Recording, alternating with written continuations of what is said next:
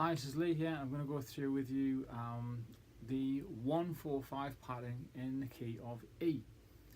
So we're going to be using an E major chord and A major chord as B7 chord. Now don't worry too much about why the B7 chord is called B7. I'll go through all that kind of later, but it's just the name of a chord, and playing a regular B major chord on a guitar without enough strength in your hand is actually pretty difficult. So in the position that we're going to be playing in, which is down here, we'll use this particular version of a B chord, the B7 chord.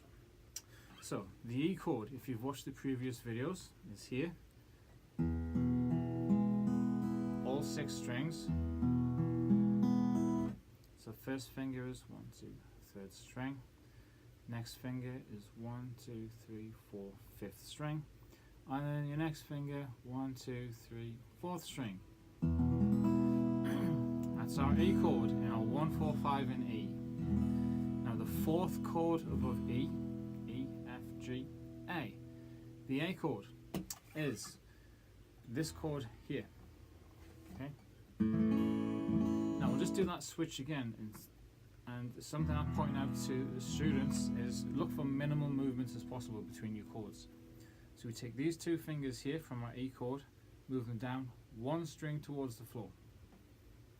Then pinky squashes in underneath on the 2nd string. Now here, this string here, your 1st string, the top string, is empty, there's nothing on it. Okay, and the A chord, we generally don't play this string, just from the 5th string down. So back to the E chord, these 2 fingers go up 1 to the ceiling, pinky comes off, and 1st finger goes behind on the 3rd string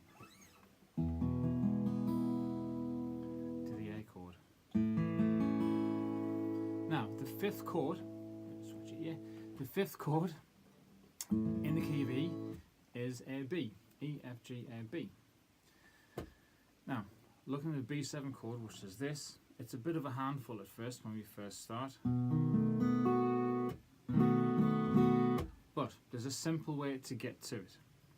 Essentially, from the A chord, we keep this finger still, which is on the 3rd string.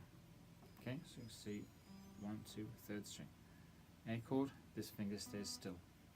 Now we take these 2 fingers here, okay, the pinky and the naughty finger, these 2, and the pinky goes down 1 string to the floor, this finger goes up 1 string towards the ceiling. So now we have fingers on, apart from this string, not this one, every other string. There's one more thing we need to add, this fella here, and he goes in behind there on the 1st fret. Now can you notice my arm shape and my hand shape? I'll normally play this, and I can play it like this because I've been playing it for a long time. But if you do this, generally you're going to get cramps and really sore in the back of your wrist. So try and keep your shape as open as possible, so it allows for the fingers to get onto the tips of the strings, onto the tips of your fingers, without them touching the rest of the strings nearby. So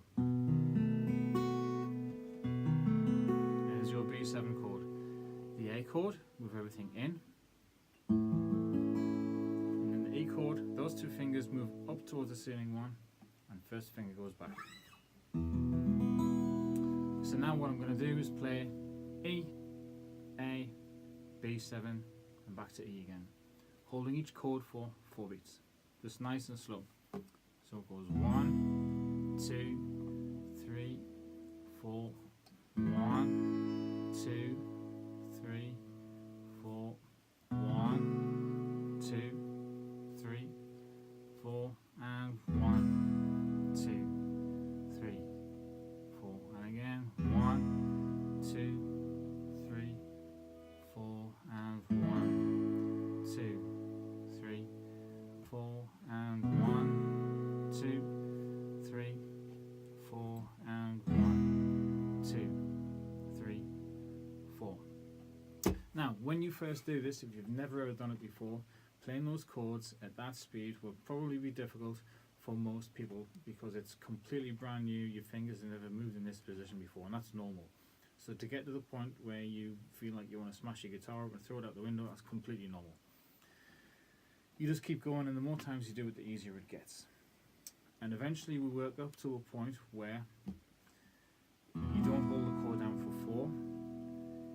You can play on 2, 3 or 4 strums.